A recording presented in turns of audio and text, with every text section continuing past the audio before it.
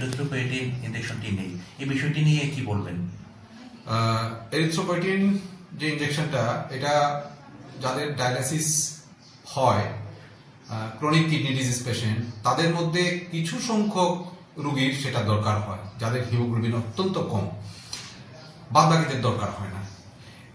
কিন্তু কিছুদিন যাবত আমাদের এই এরিথ্রোপয়েটিন ইনজেকশন নেই, আমাদের খোয়াই হাসপাতাল না, শুধু সিএমও স্টোরেও নেই, আগরতলা এনএচএম এর স্টোরেও নেই, ডিএইচএস এর স্টোরেও নেই। তো আমরা আমাদের তরফ থেকে একবার না 3-4 বার আমরা চিঠিপত্র এর মধ্যে পাঠিয়েছি।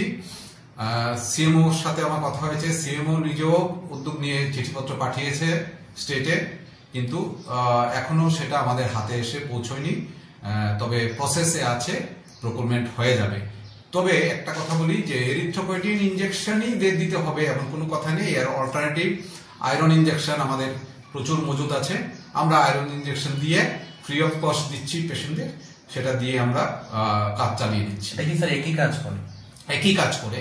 হ্যাঁ, এরিথ্রোপয়েটিনটা গোড়া থেকে হিমোগ্লোবিনটাকে বাড়ায়, আর আয়রনটা মোটামুটি একটু রেডিমেড টাইপের, আর এইটুকু ডিফারেন্স, কিন্তু কাজ হয়ে যায় আমাদের। যাদের হিমোগ্লোবিন কম থাকে তাদেরকে আয়রন দিয়ে কাজ করানো। মোটামুটি কবে নাগাদ স্যার এটা অ্যাভেলেবল হতে পারে? সেটা আমি ঠিক বলতে পারবো না এই মুহূর্তে, তবে হচ্ছে, আমাদের প্রসেসে আছে এবং প্রকুরমেন্টের সমস্ত প্রসেস হচ্ছে শুনেছি স্টেট থেকে।